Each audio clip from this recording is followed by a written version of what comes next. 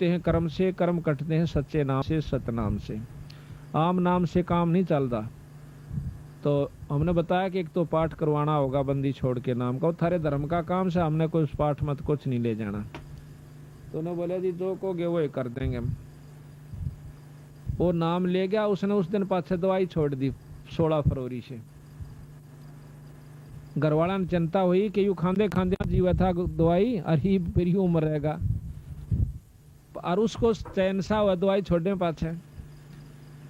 तो घर वाले उसको 5 दिन के बाद डॉक्टर के पास ले गए। डॉक्टर ने बोला भाई एक्सरे ला पिछले जो महीने के पहले एक्सरे कराया था 15 दिन पहले, उसमें सख्त खतरनाक बीमारी टीबी की बहुत गहरी पाई। दोबारा एक्सरे उतारा तो उसमें कोई बीमारी नहीं थी। डॉक्टर ने बोला आसपास दवाई मत खाइए, तेरा नुकसान कर सकती है। बोल सतगुरुदेव की।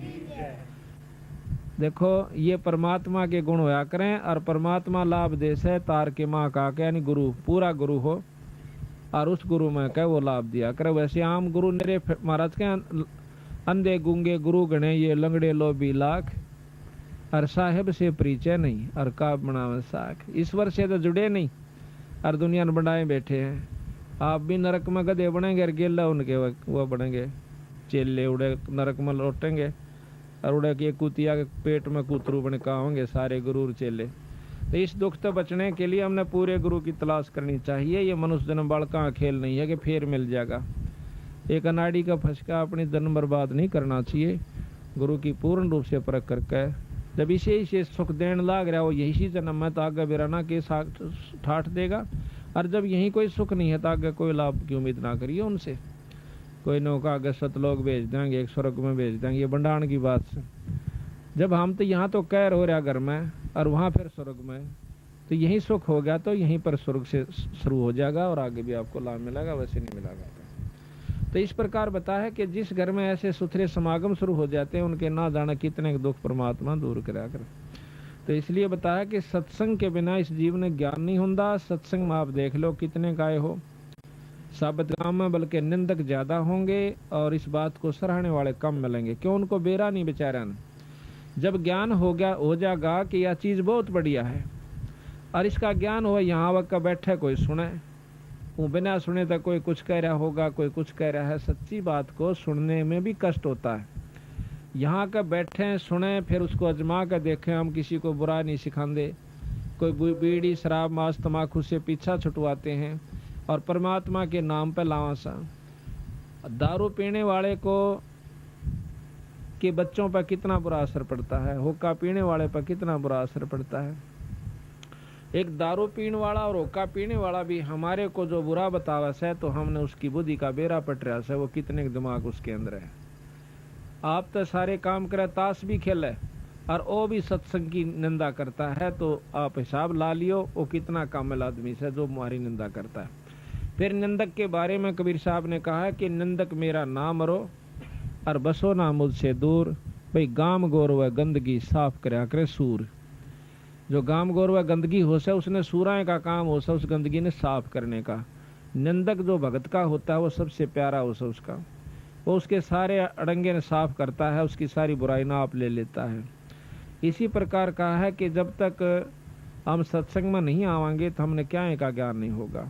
अब सत्संग ये भी नहीं जरूरी होता है कि लाखों आदमी इकट्ठे हो जाए जब बस सत्संग हुआ करे। 2 भाई बैठ के ईश्वर की चर्चा कर लें वो भी सत्संग कहलाता है। हो सकता है उसकी उसी में सद्बुद्धि आ जाए और नाम लेने की चेष्टा बन जाए। तो इसलिए बताया सत्संग मोक्ष की दारा कोई समझ राम का प्यार।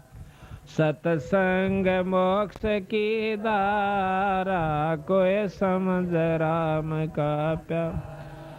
अब सत्संग का सुनना कोई बड़ी बात नहीं, सत्संग तो बहुत सुन लिए होंगे, पर उसको समझना नाम सत्संग का उस है।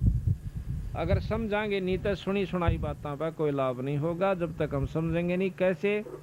जैसे मीराबाई ने समझा और सेऊ नाम के एक सम्मन ने समझा, सेऊ ने समझा, इनका नाम सत्संग समझना उसे। किस प्रकार कि मीराबाई ने एक बारात देखी और उसमें दुल्हा देखा सजा धजा, सिर पर उसका मुकुट मोड़ और अच्छे उसकी खूब छवि। इसने देख के वह मीराबाई बालक सी थी ने बोली, माँ यू कौन से यू फलानी का बनड़ा से। ने बोली, माँ मेरा भी बनड़ा ला दे। बालक थी 5, 7, 10 साल की, उसने ज्ञान नहीं था यू के खेल से। रोन लागी, हाय मेरा भी बनड़ा ला दे, मेरा भी बनड़ा ला दे। उसने उठा के कृष्ण भगवान की मूर्ति जो कि 1.5 हाथ के करीब थी, बहुत सुंदर मुकुट सजा रखा था, गल में माला डाल रखी थी, उस बनड़े से भी ज्यादा उस सजा हुआ था, वो ला करके उसको दे दिया। ले बेटी यू तेरा बनड़ा, के नाम से कृष्ण भगवान। उस दिन पाछे उस मीराबाई ने उस ईश्वर को परमात्मा भगवान रूप में समझ कर और उससे अपना पति स्वीकार कर लिया।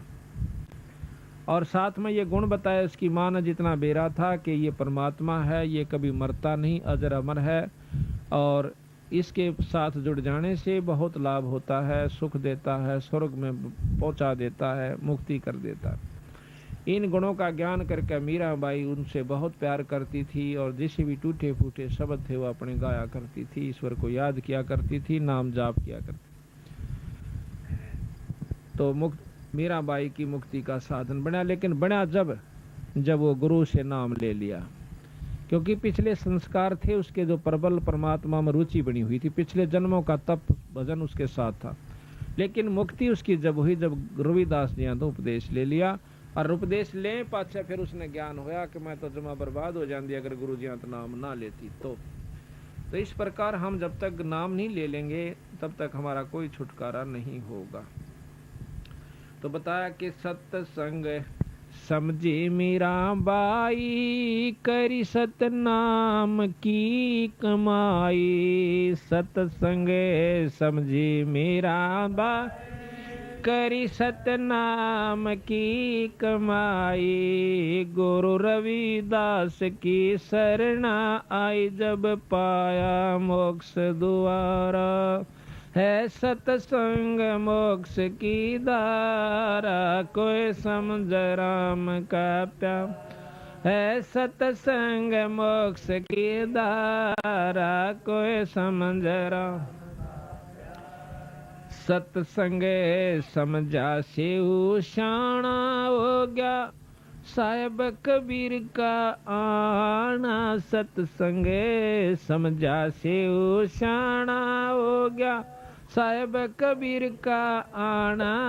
नेकी समन न खिला दिया खाना, वो अमर किया मनियारा। है सत्संग मोक्ष की धारा, कोई समझ राम को। है सत्संग मोक्ष की धारा, कोई समझ राम का प्यारा। अब सत्संग समझना यो सब आइयो, देखो वो कहण सुन की बात तो कुछ और है, पर सही तत्व बगे जब हमने इस तरह खरा उतरना चाहिए जिस प्रकार से उस सम्मन उतरे। कैसे? एक सम्मन नाम का मनियार था, वो बंदी छोड़ से उपदेश ले लिया सारे परिवार ने। 3 प्राणी थे घर में, एक तो नेकी जो सम्मन की घरवाली, एक उनका लड़का दोनवा का, वो था शेव उसका नाम था। 3 प्राणी थे। अब देखो सत्संग जहाँ होता है बचपन से बच्चा पे हम जिस भी जकर घर में करांगे वही असर होया करे, रोजाना असर हो। इतने गरीब हालत थी उनकी, इतनी गरीब हालत थी बेचारा की कि कई बार तो जून उग जाया करती, पर कभी उन्होंने किसी की नीयत खराब नहीं करी, ना चोरी करी ना ठगी करी। और यूं क्या करते, बेटा भूल कर चोरी मत कर लियो, सत्यानाश हो जाता है जो चोरी करते हैं लोग, या कोई बुराई करते हैं, रिश्वत लेते हैं, कोई बुरा काम करते हैं। अपनी किस्मत पर सबर करके हमने रहना चाहिए। एक दिन भगवान कबीर साहब ने विचार किया, क्योंकि कमाल के अंदर अभिमान हो गया था, वो महाराज के संग ज्यादा रहता था, सेवा बहुत कराया करता। एक दिन उसके मन में अभिमान आ गया कि महाराज जी कि हाँ भाई मेरे जितनी सेवा आपकी कोई नहीं कर सकता। अब अभिमान चाहे माया का आ जाओ, चाहे वजन का आ जाओ, और भाई चाहे किसी शरीर का, चाहे औलाद का, चाहे संतान का, राज का, वो नष्ट कर दिया कर, भक्ति खत्म हो जाती है। जिस प्रकार एक बार नारद मुनि में अभिमान हो गया था। उसने जाकर के अपने पिता ब्रह्मा जी से कहा कि मैंने अब माया जीत ली है, काम क्रोध मोह लोभ अहंकार के वश में नहीं हो सकता। ब्रह्मा जी कहने लगे, पुत्र मेरा आगे तक कह दी है पर और जे करना करिए किता। उसने सोची क्योंकि बालक ने मना करे ना दूना चाला करे उसका नहीं, बालक तक ये था पूरा अच्छे पूरे संत थे। फिर उसके मन में आई पिताजी तन्य कहीं जाकर जब चीज उपलब्ध कर ली मैंने जीत ली है तो बताने में क्या डर से। उसने जाके शंकर भगवान से जिक्र कर दिया कि ऐसे जी मैंने माया को काम क्रोध मोह लोभ अहंकार में किसी काबू में नहीं आऊंगा, मैंने माया जीत लिया। ने बोला भाई देख वह बात है तेरी ठीक से, नारद जी संता के काम तो ये होया करे पर इसका कित विष्णु भगवान आगे जिक्र ना करिए। उन्हें सोची ने कहा अगर पिताजी भी ने कहे थार ये भी ने कहे जा कह विष्णु जी आगे फिर कह दिया कहा भाई नारद जी आ गया महाराज। और भाई ठीक ठाक मौज होगी महाराज। ने बोला जी एक उपलब्धि मैंने आज कर ली। क्या कर ली भाई कि मैं किसी माया के काबू में नहीं आऊंगा, मैंने बेरा पट गया कि संसार कुछ नहीं है, हाँ, और मैंने सब क्या पे काबू कर लिया। वाह बेटा वाह, बहुत अच्छा करा। विष्णु भगवान ने सोचा कि देख शंकर जी का बस में को नहीं आया कामदेव, और यू कर लिया, ये इसका यू फुटे भागी भी चौधरी पाकेगा और यू गधा बनेगा फिर जाकर, इसका समाधान होना चाहिए। ने बोला ठीक है बेटा बहुत बढ़िया करा शाबाश। और यूं कह कर नारद जी चल पड़ा तो रास्ते में एक मायावही महल एक नगर बनाया। उस नगर के राजा की कन्या की शादी का उपलक्ष्य हुआ। उसमें बहुत से राजा इकट्ठे हुए। अब उसने नारद ने पूछा रहा ये कि रोड़ा सा हो रहा, बाजे बाजन लाग रहे और भाई बड़ा खूब धूमधाम हो रही। किसी ने बता दिया कि यहाँ फलाने राजा की कन्या का विवाह है। नारद ने सोचा चल देख लेते। अब मन में आता है कि क्यों ना यहाँ शादी करवा लूं, पर शादी तेरी हो क्यों करे, कन्या बहुत खूबसूरत और तेरी सूरत ठीक को नहीं।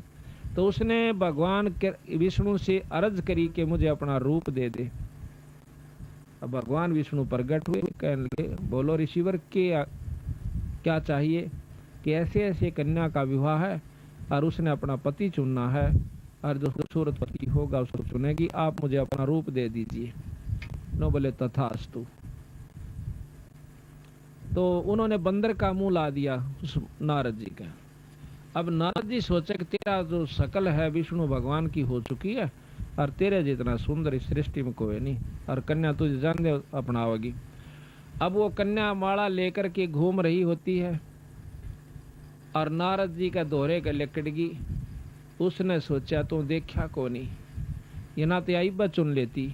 आगे जाके फट मुंह काटा सारा तागा आके उस और लड़की ने और मुंह फेर कर दूर के लिकड़गी। फिर आगे पहुंचा देखा कदे फेर कसर रहेगी वो। आखिर में उसको शीशा दिखा दिया एक ने खड़ा होकर अपनी शक्ल तो देख ले तुम। शक्ल में देखा है तो बंदर का मुंह हो रहा। तो वहां से समझ गया कि मेरे को जो है ना विष्णु भगवान ने ठग लिया। और थोड़ी देर में आ जाता है खुद विष्णु और उस कन्या के सामने खड़ा हो जाता है और वो कन्या उस विष्णु जी के गले में वरमाला डाल देती है। तो नारद जी ने विष्णु भगवान को श्राप दे दिया कि जिस कारण मैं पत्नी की वियोग में आज इतना दुखी हुआ, इसी प्रकार तुम भी एक दिन अपनी इस पत्नी के बारे में दर दर धक्के खाओगा और तेरी मदद भी जो है वानर करेंगे जिसका तने मुंह लाया। इतना कसराब देकर के नारद जी अंतर ध्यान हो जाता है। एक बार की बात है कि रामचंद्र जी उस शराब को पूर्ण करने के लिए सीता जी का हरण हुआ। राम वियोग करता हुआ घूम रहा जंगल जंगल में पहाड़ा के ऊपर। तो नारद जी पहुंच जाते हैं। नारद जी ने पता तो हो गया कि तेरे कारण इन्होंने कष्ट पाया। पांव पकड़ कर रोने लग गया। ने बोला महाराज मैं पापी जीव सूं, अपने स्वार्थवश आपको मैंने श्राप दे दिया है और आज आप मेरे कारण दुखी हो रहे हैं। कोई बात ना बेटा, मैं तो इस दुख न ले मरूंगा पर तेरे पर नहीं उठाओ। तेरे को सुखीकरण की खातिर मैंने ये सारा कष्ट मोल लिया है। हम तो पार कर जाएंगे इस कष्ट ने, पर तेरी सी दुर्गति हो जाती तो कुत्ता और गधे की चुनी में जाता अगर तेरा अभिमान उसमें मैं नहीं तोड़ता। तो इस प्रकार अभिमान जो बहुत खतरनाक होता है। तो भगवान कबीर साहब ने सोचा कि कमाल की तो बिगड़गी बनी बनाई कहानी, इब इसमें यो अभिमान हो गया कि तेरे जितनी सेवा महाराज ने की कोई नहीं कर सकता। एक दो दिन के बाद महाराज ने कहा कि भाई कमाल, ऐसे ऐसे एक भक्त है अपना सम्मन नाम का मनियार, और उससे मिलन जी कर रहा से, चलोगे? हाँ महाराज मैं तो आपके संग जरूर चलूंगा। एक शेख फरीद नाम के संत हुए हैं जो कि पहले बहुत तपस्या की, तप किया, उल्टे कुएं में लटक गए थे, फिर भी परमात्मा अल्लाह खुदा की प्राप्ति नहीं हुई, मुसलमान थे। बंदी छोड़ कबीर साहब ने, जब उसने 12 वर्ष कुएं में लटकते हो गए और काग आगे आंख काटना, तो उस समय उस शेख फरीद ने न्यू कहा था, भाई कागो मेरे हाडा ऊपर कोई मांस बच रहा हो तो उसने खा लो, क्योंकि अस्थि पंजर हो गया था, उसका मांस नहीं रहा शरीर का ऊपर। 12 वर्ष में 1.25 मन अन्न, महाराज गरीबदास जी ने लिखा है कि शेख फरीद ने खाया था 1.25 मन 12 वर्ष में। उसके अभाव से यानी शरीर ऐसा हो गया था जैसे हाड़ न्यारे चमके थे, कति मांस नहीं था। फिर भी उसने कहा कि भाई काग कव्यो, अगर मेरे शरीर पर कितना मांस का टुकड़ा बस क्या हो तो उसने खा लो, पर मेरी आंख ना खाइयो, हो सकता हमने परमात्मा अल्लाह का दीदार हो जावे, दर्शन हो जावे। न्यू कह करके वो रो पड़ता है, आँखा में पानी भराता है। भगवान कबीर साहब देखो, हम भक्ति भी करते हैं, साधना भी करते हैं, उपासना भी करते हैं, जब तक हमारी आँखा में ईश्वर के प्रति रोना नहीं आंदा, इतना भक्ति आपकी शुरू नहीं होली से। तो जब उसकी भक्ति शुरू हुई, वो रो पड़ा जब भगवान कबीर साहब सतलोक से आकर वहाँ प्रकट हो गए थे और उसको बाहर निकाल लिया कुएं में। तो वह जो का तो जुगाड़ सा सारा न्यू बोला, भाई भगत जी तो किस लिए इसमें लटक रहा कुएं में? कि परमात्मा पाने के लिए, अल्लाह पाने के लिए, कि मैं तेरे सामने खड़ा, मैं अल्लाह हूँ, खुदा हूँ।